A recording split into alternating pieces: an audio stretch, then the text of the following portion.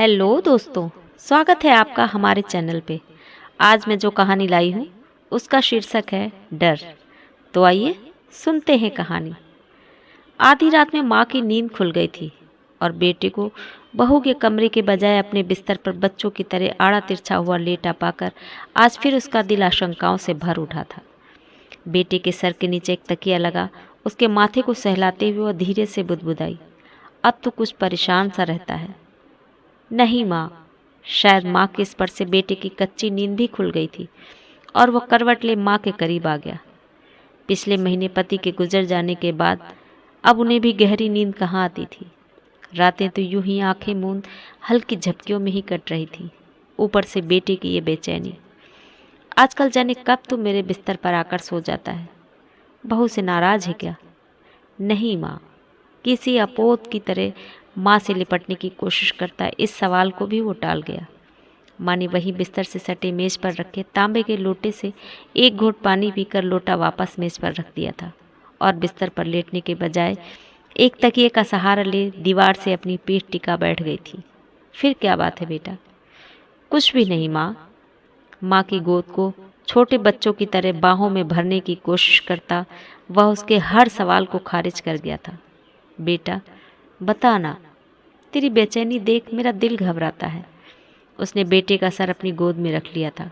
माँ की घबराहट महसूस कर बेटे ने अब खुद सोने या माँ के सो जाने का इंतज़ार करना छोड़ पीठ के बल लेट माँ के दोनों हाथ अपने हाथों में ले अपने सीने पर रख लिए।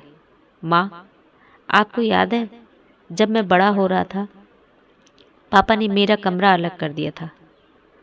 अपने लिए अलग कमरे की जिद भी तो तूने ही की थी, माँ ने उसे याद दिलाया था।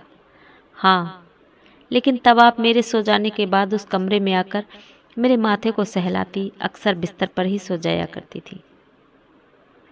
और सुबह मुझे अपने बिस्तर पर पाकर तू अक्सर मुझसे एक सवाल पूछा करता था, याद है? सोई गहरी रात में माँ बेटे भूली बिसरी बातें कर रहे थे।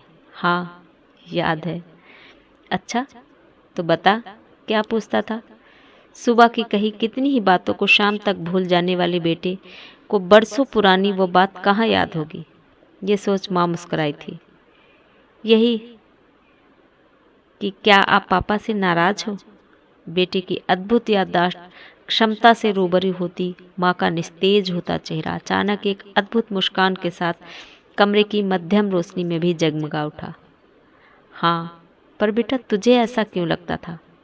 आज वर्षों बाद शायद माँ को भी शिद्दत से बेटे के मन की उस बात को जान लेना चाहती थी जिसे जानने की फुर्सत उसे आज से पहले कभी नहीं मिली, क्योंकि मैं आपको हमेशा पापा के साथ देखना चाहता था। पिता को याद करते हुए बेटे ने अपने सीने पर माँ के दोनों हाथ पर अपनी पकड़ मजबूत की थी। बेटा, मैं भी तुम्हें हमेशा बहू के साथ देखना चाहती हूँ, माँ ने झुककर बेटे का माथा चूमकर कहा। माँ, तब आप पापा को कमरे में अकेला छोड़ मेरे पास क्यों आ जाती थी? बरसों बाद बेटा भी अपने मन की जिज्ञासा माँ के सामने रख रहा था। बेटा, डर लगता था कि अकेले कमरे में कहीं तो डर न जाए। माँ, अब जब पापा नहीं रहे तो मुझे भी डर लगता है। क्यों बेटा? माँ अपने बेटे का डर जानने को अधीर हो उठी थी। कहीं आप अपने अकेलेपन से डर न जाओ, इसीलिए मैं इससे आगे वह कुछ कह नहीं पाया। माँ बेटा एक दूसरे से लिपट गए थे और सारे शब्द आंसुओं में बह गए थे।